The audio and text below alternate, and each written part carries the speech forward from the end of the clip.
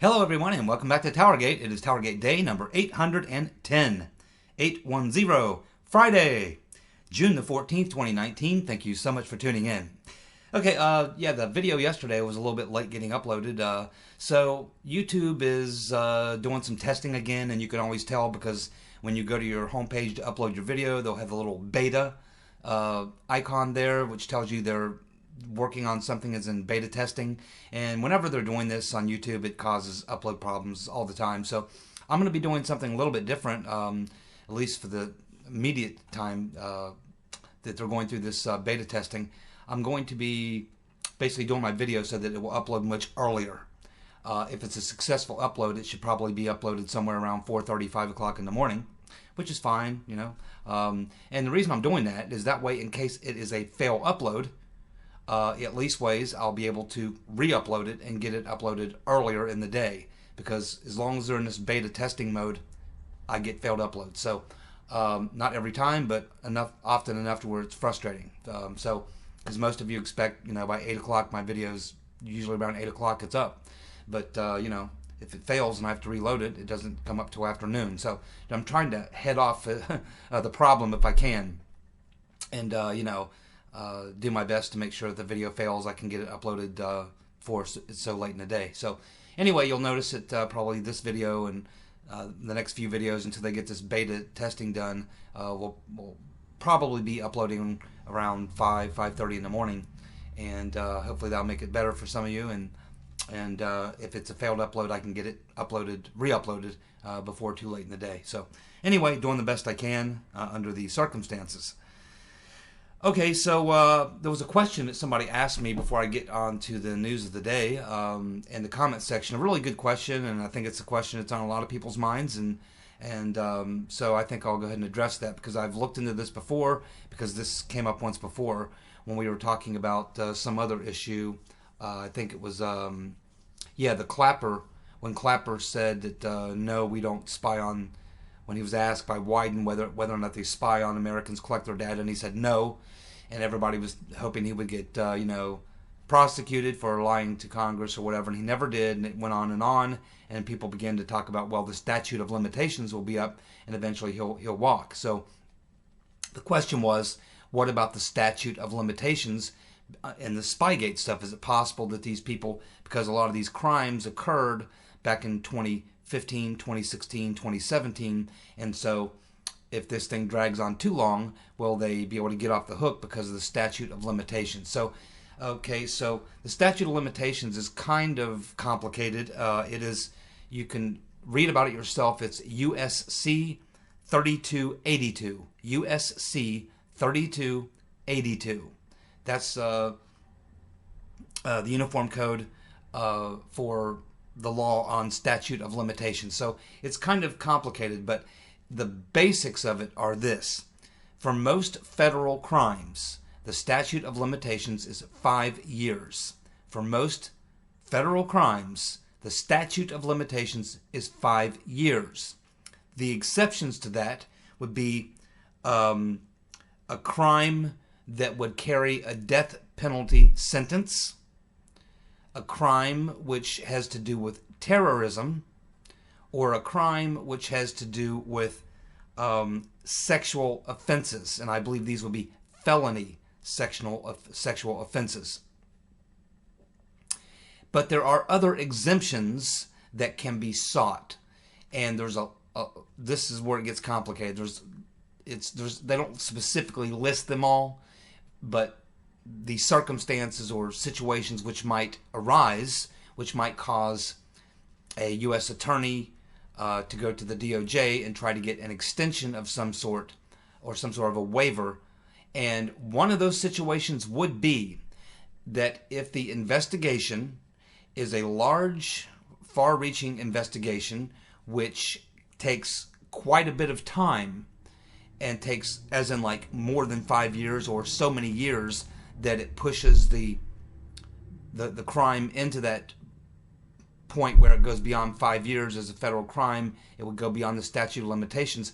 But if the U.S. attorney goes to the Department of Justice and says, hey, these crimes were committed 5.5 years ago. But hey, this was such a big conspiracy, a big crime, so many witnesses, so many documents, so much going on, that it actually took us 4 years to do the investigation. And so therefore, in the time it took to do the investigation, we ran beyond the statute of limitations. So we think that there should be a waiver put in place, and that would, and a judge would rule on that, and it would likely be based on quite a few factors, including the seriousness of the crime, the legitimacy of the allegation that it was an extraordinary investigation, and there are other things. So I think the answer to the question that's being asked is, will the perpetrators get off the hook if in fact this investigation runs until 2021, 2022, 2023, which would put crimes committed in 2015, 2016, 2017 into that range of out of the 5 years. But I would say do not worry about that. Because of the nature of these crimes and the length of this investigation and everything else, and the fact that it's actually the Attorney General at Main Justice who's running this investigation, who's appointed this U.S. attorney, and he now has appointed many other prosecutors and investigators under him. It's a very large conspiracy. I don't think that there'll be any issues whatsoever with the Department of Justice, being as how it's headed up by William Barr, the guy who's running the investigation. I don't believe there'll be any problem with William Barr using a waiver if that is necessary. But I'm not sure it's going to be necessary because, as I've said before, I think that Barr wants to get this thing done. For the most part, he wants to get the basic, he wants to be able to come out to the podium and give a general explanation of what their investigation has uncovered. It doesn't mean that they'll have all the indictments done, all the grand juries done, all the testimony, all the evidence. It doesn't mean they'll be completely done with the case, because it is going to take a long time because there are so many people involved. But he is going to have the basic nuts and bolts of what happened in a relatively short period of time, and I think he wants to have it done before the race for the 2020 general election heats up, which will be right after the first of the year, beginning early in 2020, this coming like January, February, the first of this next year coming up. By then, I think that Barr will want to at least be able to make a statement and have some sort of a report saying, okay, here's what we have discovered, all these things that we believe have happened, and then we are now going to go into the prosecution phase. We're now going to be taking people through the legal system, through the criminal courts, to try to exact justice on the people who were guilty of these crimes. So I don't think that in other words, I don't think Barr is going to drag this out. We know that he has just given Durham a much larger office space. We know that he is really bulked up on a fairly large number of prosecutors and attorneys, as well as investigators. Everything here tells me that they are moving very, very quickly, and we can see because they're already going to foreign governments, intelligence agencies of foreign governments. They're going directly now to the CIA, wanting to talk to the top people at the CIA, top people in counterintelligence. They're way past the point of, well, do you think there's something fishy here? They're way past that. They know that crimes were committed. Now it's just a matter of figuring out who did what and that sort of thing. So they're very far along, much farther along than I think a lot of people think. And there's a lot to get to. It's a large conspiracy, a lot of people involved. But because of the nature of what was done, as Barr has said himself, a lot of this was done by the very top tier. So it's not going to be hard it's not going to take a long time to unravel this thing, because it's not something that occurred in the lower levels, and it takes a long time to work yourself down to who these people were, because most of this was done by a relatively small group of the very top tier of the DOJ, the FBI, the intelligence community. It's not going to take long to dial in on these people, because we already know who they are.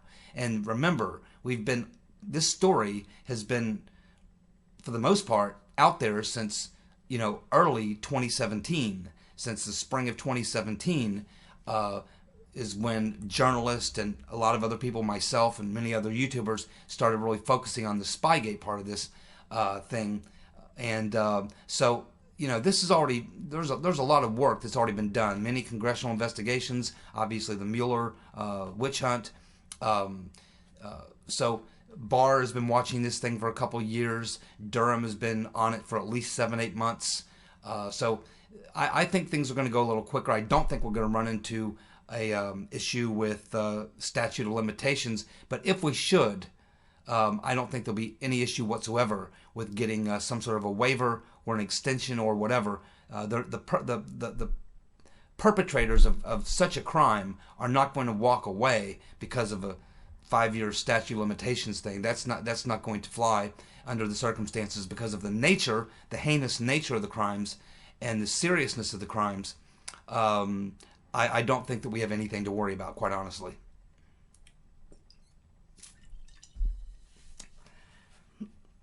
Okay, so again, if you want to look more into this for yourself, you can go just Google USC 3282 statute of limitations. You can read it for yourself. Now, let's talk about some of the news of the last day or so.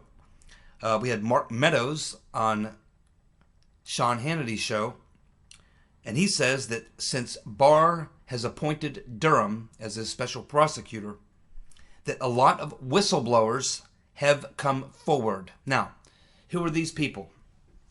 Just as I've been saying in the last couple of videos, there's a lot of people who are caught up in this thing.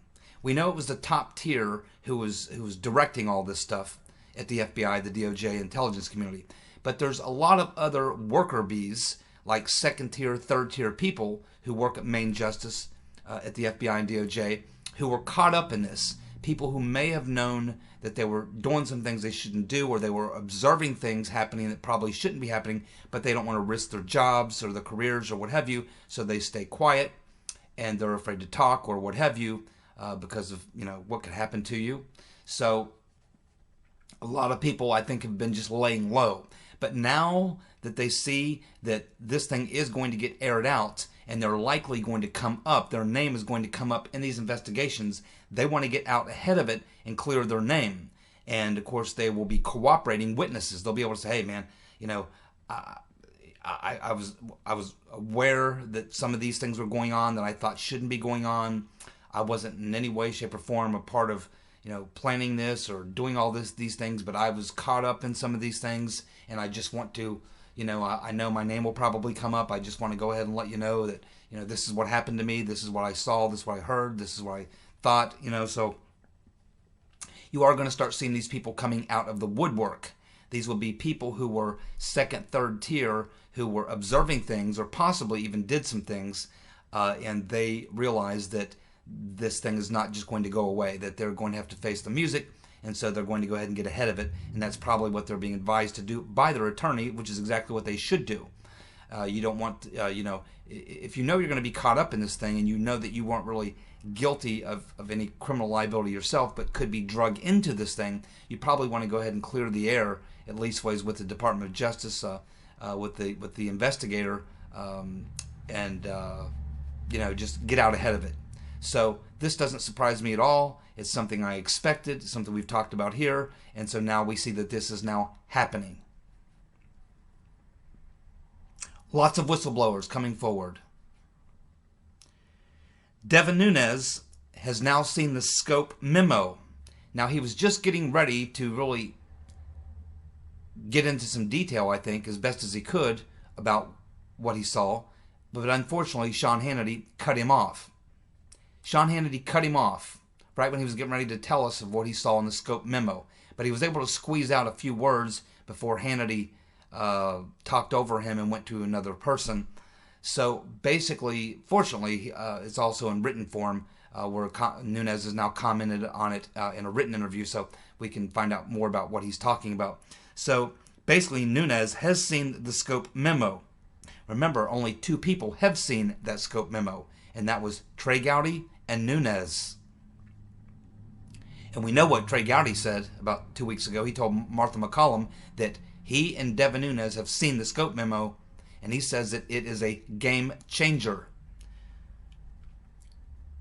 Gowdy also suggests that there are recordings and transcripts There are transcripts of the conversations that were had with Papadopoulos. He didn't say by who specifically, Halper, Downer, Misfit, two of the three, all three, I don't know.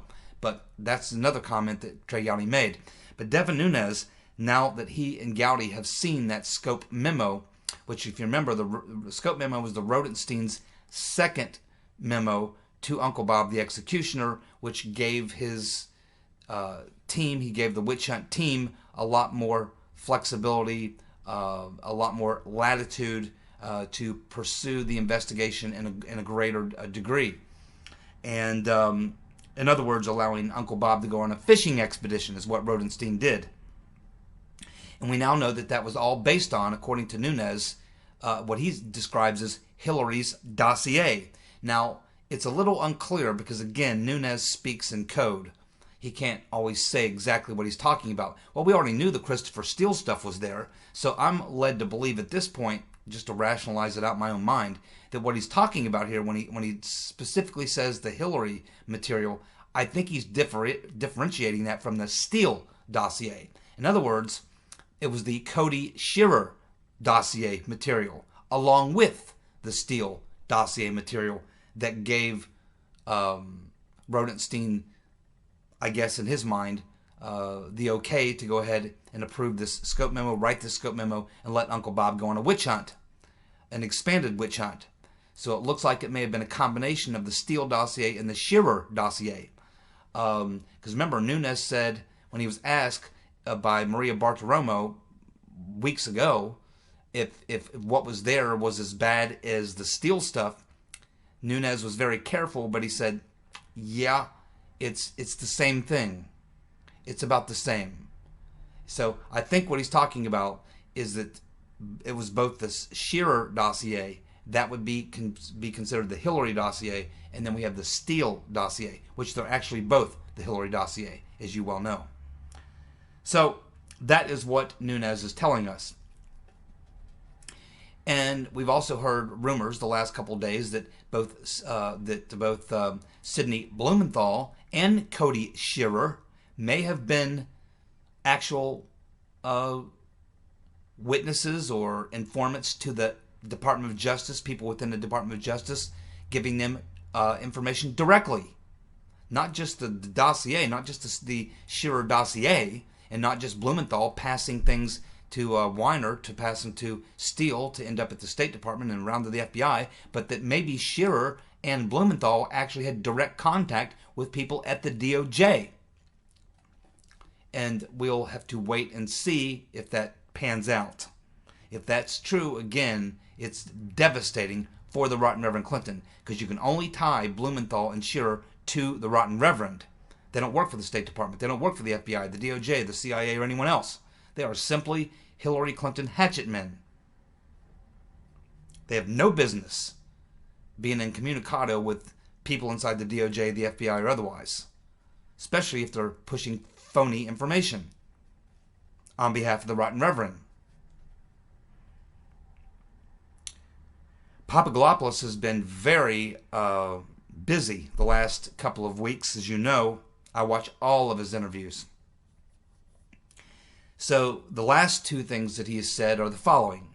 Papadopoulos is now saying, and he's suggesting, that the secret transcripts of his conversation with Alexander Down the Hatch Downer are ready to come out. Now, this is very interesting because I just told you last week that Alexander Down the Hatch Downer did an interview with Australian TV. And the interview was really supposed to be about these Australian elections that were a day or two away. And it was really to get his take on the Australian elections. But this journalist from Australia who was interviewing Downer spent about at least half of the 30-minute interview prodding Downer about his meeting with Papadopoulos, his encounter with Papadopoulos in London. Clearly, Downer wanted to talk about other things, but this reporter just kept going back to it. And he actually asked Downer directly. He said, now there's rumors that this Papadopoulos character is saying that he believes that you recorded him. And he directly asked Downer, did you record him? And of course, Downer would not directly answer the question. He was asked 2 or 3 different ways. He would never directly answer the question. He responded by saying, well, he kind of laughed and chuckled. Ha ha ha. Well, I was operating as a diplomat. Now, diplomats, this is not the type of things that diplomats do. I mean, diplomats do this and this and this. And the thing that you would be describing, like a recording someone or wiretapping, or this is the type of thing that intelligence agencies do. And this is more of an intelligence thing. I'm a diplomat. I'm a former diplomat. I was involved in a diplomatic encounter with Papadopoulos and blah, blah, blah, blah, blah, blah. But he would never actually say no. Now, what's interesting here is that Papadopoulos desperately wants this transcript released if it exists. He said that Downer held up the phone right in his face and was going like this. So Papadopoulos really believes that there is a transcript of his conversation with Downer, and he wants it released. Downer is basically giving every impression, but won't actually come out and say no, that there is no transcript or that he was not recording. Now, I find it hard to believe that Downer was not, or that the conversation was not being recorded. Whether it was Downer or the NSA or GCHQ or somebody was actually capturing that conversation. There could have been a bug under the table, under Papadopoulos' chair. Could have been one in the ceiling, acoustic tile in the ceiling. Intelligence agencies plant these listening devices all the time to pick up conversations of people who they want to get recorded. So I think that Papadopoulos is correct. His intuition is correct anyway. Mine is telling me the same thing, that I believe that there probably is a transcript of that conversation. Now, why would Papadopoulos want that released if it's supposedly a conversation where Papadopoulos tells Downer about the emails, about the Russians having Hillary's emails? Well, as you know, Papadopoulos says, hey, I remember that conversation with Downer, and I just don't remember saying anything to him about Hillary's emails or Russians or it even coming up in the conversation. So this is probably why Downer does not want it released, because maybe it shows that Papadopoulos and he never discussed it at all, which means Papadopoulos never told him that. Now, why would this happen? Well, I've explained this before, what I think happened here. Okay, so we have Mifsud. Papadopoulos is told to go to Italy to meet Mifsud, who's going to hook him up with all sorts of connections. But Mifsud instead drops into the lap of Papadopoulos the fact that Russians have Hillary's emails. So the information was planted on Papadopoulos. He didn't want it. It was just dropped in his lap. It was planted on him. So now he's got it. It was successful. Part 1 of the setup was successful. The information was planted successfully on Papadopoulos. Now he goes back to London, and what happens? Dinner with the fat man, the walrus, Stefan Halper, along with his honeypot assistant. And in the course of that dinner, which was almost certainly being recorded, and almost certainly there are transcripts of that, Halper tries to get Papadopoulos to spit out what he was told by Mifsud. So Mifsud plants it on Papadopoulos, and it's Halper's job to extract it.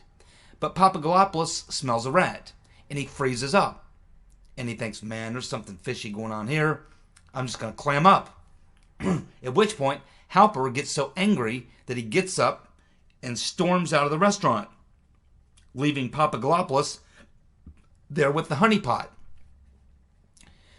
She then tries to invite Papadopoulos over to the bar to get him a few drinks, to get him drunk, I guess, to take him upstairs or whatever. But Papadopoulos has figured out by now what's going on with that as well, and so he's getting the hell out of there. And according to Papadopoulos, he did not say anything to Downer, Halper. So what happens now? They've planted the information on Papadopoulos, but he clammed up. So now they got a big problem. So what do? Well, they're not going to have Halper come back in because clearly he's already blown his opportunity, but they need to get this out of Papadopoulos. Or do they? You see, they've already planted the information on Papadopoulos. They know he's got it. He just has to spit it out. But what if he doesn't spit it out? Well, that's okay. You just have him have another run-in with another person, and that person can say that Papadopoulos said something about the Russians having Hillary's emails, even if he didn't. Because what happens when Papadopoulos is being interviewed by the FBI, and they say, so tell us, did this guy tell you in Italy about the Russians having Hillary's emails? Well, Papadopoulos can't lie to the FBI, so he's going to have to say, yes. Yes, he told me that. And then, that's all they need. Because now they got the other witness on the other end saying, yeah, Papadopoulos told me this. And of course, so if they've got Papadopoulos admitting that he was given the information, it's pretty easy to believe that he coughed it up. And if he says he didn't, that's okay. It becomes his word against someone else's word. And who's the someone else? Well, it's a high-level former diplomat from Australia. Who are they going to believe? And by this time, they're thinking, we'll have Papadopoulos so framed up on so many crimes, and he'll never make it to court because we'll force him to plead guilty to other things, and this will never be aired out. No one will ever find out. So I think that what happened was that after Halper failed to extract the information from Papadopoulos, and he called and said, okay, man, I'm sorry, but I failed. We're going to have to try to find something else to do. Now, somebody contacted Down the Hatch Downer and said, hey, man, we need you to come in and do a job for us. We don't need you to really do anything, but just sit down and have a conversation with this guy. Just talk to him about anything. And then after you're done, we want you to report that he told you that the Russians have Hillary's emails. Doesn't matter if he tells you that. You don't even have to talk about it. We've already planted it on him. And no one's ever going to know, by the way. It's all going to be taken care of. All you got to do is go have the conversation, and then afterwards tell somebody that Papadopoulos told you this. So I think that that's probably what happened, and I think that's probably why Papadopoulos wants this to come out, and why the intelligence community is trying to hold on to it and not let go of it. Now, that brings up another problem, and that is Gina Haspel. By now, Bill Barr, the Attorney General, and Mr. Durham have obviously figured out that she was the station chief in London when all this was going down, which means that she would have been part of these JIC briefings. She would have been briefed on everything that was happening. She certainly would have been told about this little frame-up that was going down on Papadopoulos and probably everything else that was going on. We also know that she was handpicked by John Brennan to be at that post. We know that she is a protege and a big fan of Mr. Potato Head. She's a Mr. Potato Head loyalist, and she's now the CIA director.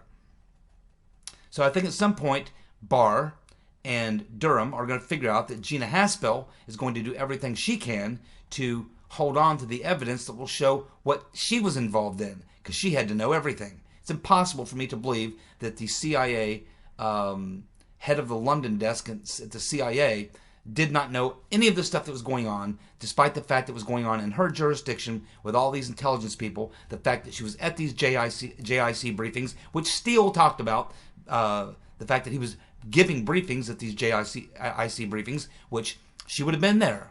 She would have known everything.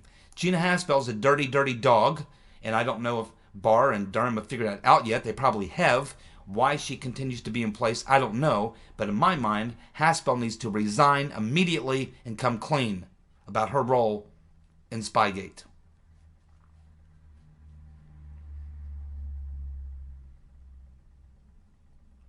Papadopoulos is also telling us to pay attention to James Clapper, the unwitting idiot, the former DNI. According to Papadopoulos, he has made several trips to New Zealand and Australia, including a very recent trip to New Zealand and Australia. Papadopoulos says he's doing this to cover his tracks on his role in the Spygate scandal.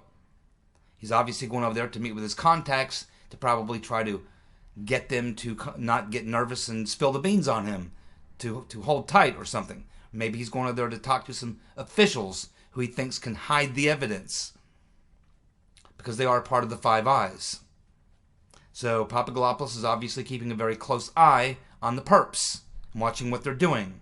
So that's a very good tip. I had no idea that Clapper was making these trips over to New Zealand and Australia. It's very good information.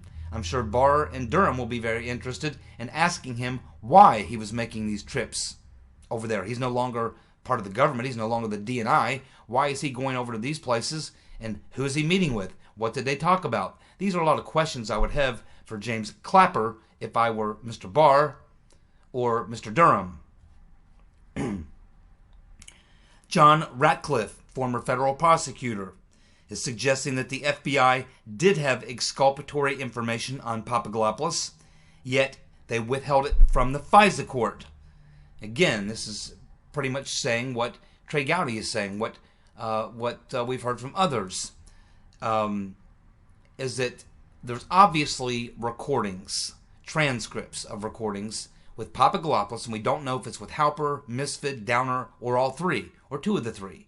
But there's obviously transcripts that would exonerate Papadopoulos, which was not given to the FISA court. And if there are transcripts that exonerate him, and Uncle Bob, the drive-by executioner, went ahead and prosecuted him anyway, got him to admit to lying by threatening him with FARA violations based on a frame-up they did on him in Israel, tried to do on him with the $10,000, that could spell a lot of trouble for the Mueller team, first of all, the FBI, the DOJ, and the whole cabal who may have been involved in that. And Papadopoulos, like Carter Page, or like Michael Flynn, are probably looking at a very large libel suit against the government with a very, very big, in the 7-8 figure range, payoff.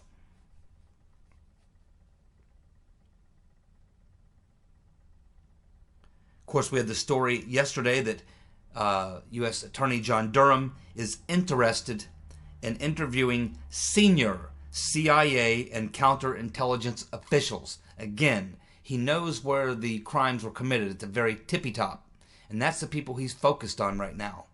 And Gina Haspel is saying that she will cooperate, but that she will protect sources and methods.